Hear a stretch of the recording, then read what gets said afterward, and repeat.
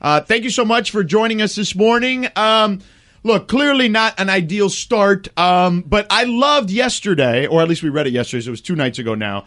Yasiel Puig has kind of grown up here before our eyes. He's the voice of reason, telling everyone to calm down. Something that just, a year or two ago, I don't think people would have envisioned. Where are you guys on him and the maturation there of Yasiel? Yeah, absolutely. First of all, thanks for having me on, guys. But as far as Yasiel goes, you're absolutely right. I mean, when he's the voice of reason in the room, you feel like you've come a long way. And I think our coaching staff, Doc, Turner Ward, the way they've taken him under his wing the last couple of years, and really kind of brought him to a different level of professional maturity and really performance. He had a terrific year for us last year, and he's a perfect example of not getting too carried away with what we've seen so far, because he's hit a lot of balls hard and doesn't have a lot to show for it. But if he keeps having the at-bats that he's having, those numbers will show up soon enough. As you look at the Dodgers, as you look at you guys, better yet, not the Dodgers, because you are the Dodgers, starting off, kind of rocky and slow, not necessarily getting the run support behind a guy like Kershaw. Is there any concern when he's on the mound, there's complacency sitting in because they feel that they don't need to do so much at the plate? Yeah, I don't think it's complacency as much as it might be, you lose that first game 1-0, and then, the next time he's out there, guys are maybe almost trying too hard.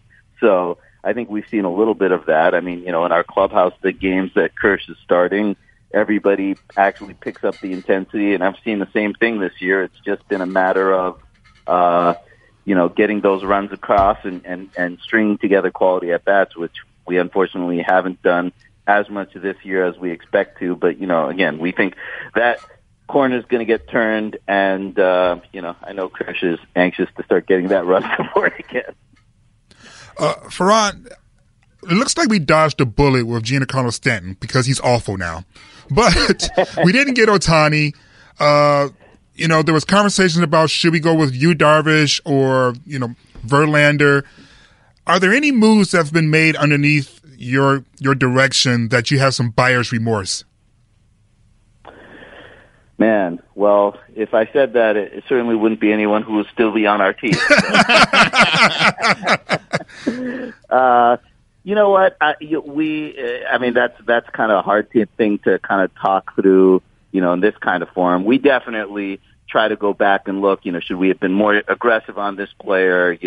Were we too eager or too desperate in this moment? And, I think the most important thing, as you're kind of going through, the off season and even into the regular season is to make sure you know what you have in house, and, as we're going through the early part of the season, even, to the point you guys are making, you get off to a little bit of a rocky start. You still want to have a good understanding of what you have in terms of your group and not panic and make too many quick judgments. So, that's a process that we're always kind of going through. And, again, the one thing that we're fortunate enough to have is a really good talent base where, going out and getting a solid player that might be an upgrade for another team might not be an upgrade for the Dodgers. So we kind of have a higher standard in the guys that we're going to go out and try to target. Did we go all out to get Ohtani, or were we a little hesitant because of the price tag?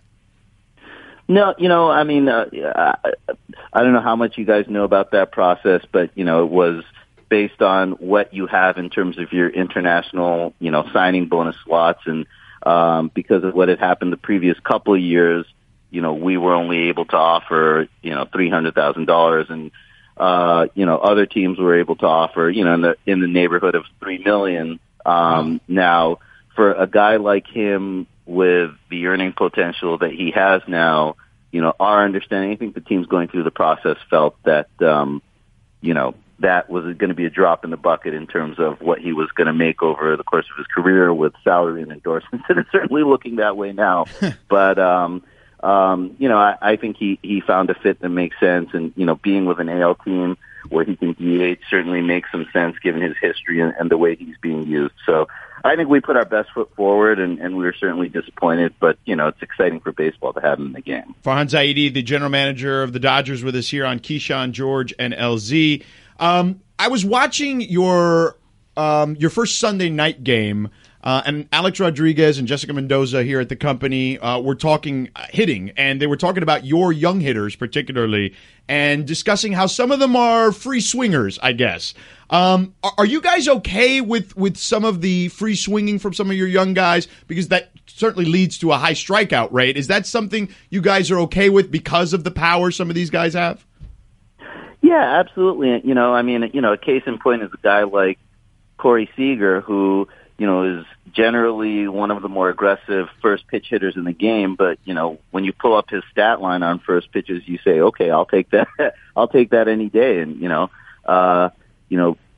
Cody Bellinger, same thing. I mean, he's aggressive on first pitches. He's aggressive in hitters counts, but, he does a lot of damage that way. I think one thing that you're seeing right now is, Justin Turner is such a nice counterbalancing force in our lineup. He's, a more patient hitter than those guys, but, comes with that same kind of production. And, it's nice to have that guy who's going to have the quality at bat, on a night in, night out basis. It kind of complements the more aggressive hitters in your lineup well. So I think, we love having it. We love having those aggressive hitters because it does make them tough to pitch to. But, it's also nice to have a guy like JT to counterbalance some of that aggressiveness, and we're certainly missing that a little now. When are we expecting to see Justin Turner back in the lineup? And are you surprised at the way Matt Kemp is being able to play these last several games?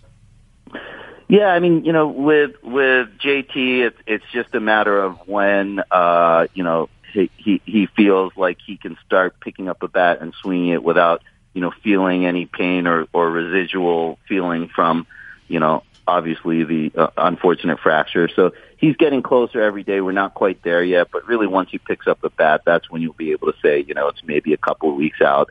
Again, still not there yet. As for Matt, he's been, so great in the clubhouse with our young guys. People forget, even when you go over his last couple of years, he's been a power bat and a guy who's come with a lot of production. And so, it was great seeing what he did last night with a homer and the double. People that saw him at his peak knows that when he starts driving balls to right center, that's a really good sign. And so seeing him hit that gap on both of those extra base hits was really exciting. Bryce Harper, is he on your radar? You can't talk about players. On other teams. Yeah, other exactly. teams. If I'm not going to talk about players, obviously. Don't probably not see, you messed it up. Oh, I'm not getting ready to get my Dodgers in trouble. You messed it up. We could have made some news. Listen, man, Magic already got fined for tampering. We don't want to get Farhan in trouble, too, man. So let me ask you about this, though. Last year, you guys, you had an okay start to the season. Then, Cody comes up, and things really just took off after he came up. Could we see the potential of some of the great young talent that you guys have down on the farm inject some potential life if this thing kind of continues to meander a little bit? I mean, absolutely. We sent down some really talented players, especially that last week or 10 days of camp. Andrew Tolles, who was so great for us in 16 and even in the early part of last year. Alex Verdugo, who's, had a terrific camp for us. There were a lot of good young hitters in camp.